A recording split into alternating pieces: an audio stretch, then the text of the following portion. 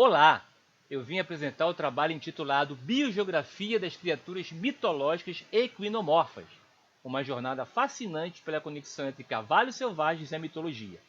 Um trabalho desenvolvido pelo aluno da segunda série do ensino médio Gabriel Frashoff, orientado pelo professor Elton Rodrigues e por mim, Rodrigo Guerra.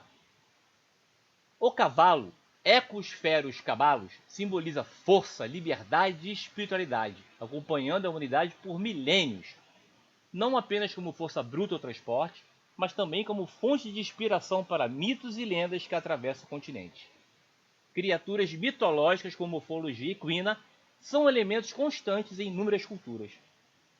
E quando olhamos a origem e evolução dos equídeos, nós temos que aproximadamente 55 milhões de anos antes do presente, a família Equidae surge na América do Norte.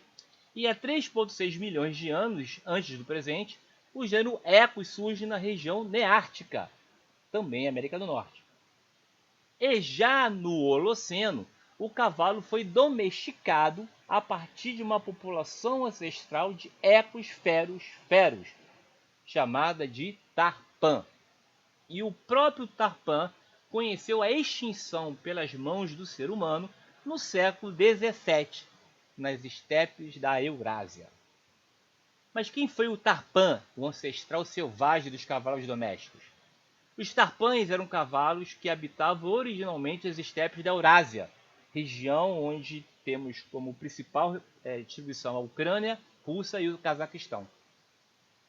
Contudo, há pesquisadores que questionam o Tarpan como uma espécie ancestral válida, sendo classificada por estes como uma possível população feral arcaica, ou seja, um retorno à vida livre de uma população previamente já domesticada pelo ser humano. Contudo, a região de distribuição do Tarpan se tornaria o berço das mais fascinantes criaturas mitológicas equinomorfas. Por quê?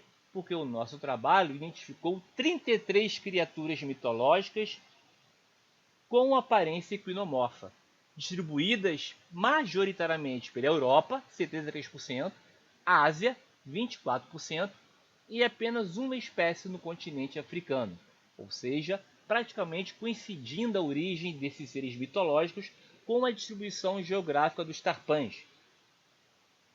Além do mais, identificamos uma convergência cultural. Como assim?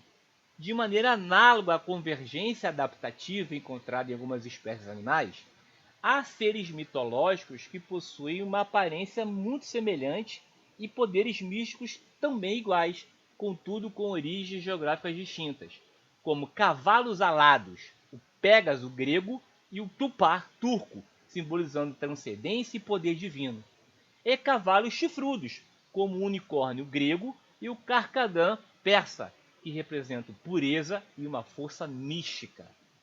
Criaturas semelhantes surgiram independentemente de diferentes culturas. A única exceção geográfica foi o abadá, a criatura equinomorfa de origem africana, descrito como um cavalo que possuía 2 chifres curtos. Mas será que essa origem foi baseada em cavalo mesmo ou seria de um antílope? Fica a questão.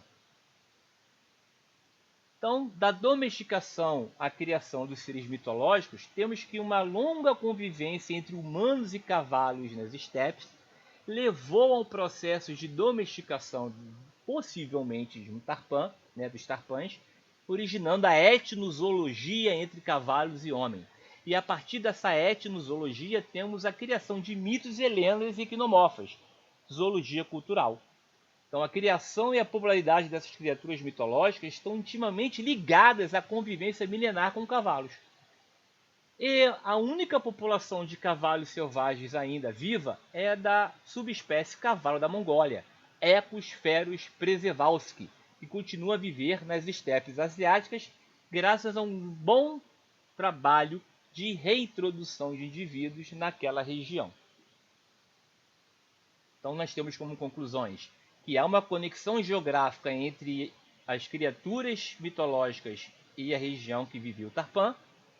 Há uma influência cultural, a domesticação do cavalo moldando a mitologia euroasiática. E há convergências mitológicas onde criaturas semelhantes são criadas em lugares diferentes. É a biogeografia revelando como a natureza e a cultura se entrelaçam na criação dos mitos. Muito obrigado pela atenção e um grande abraço.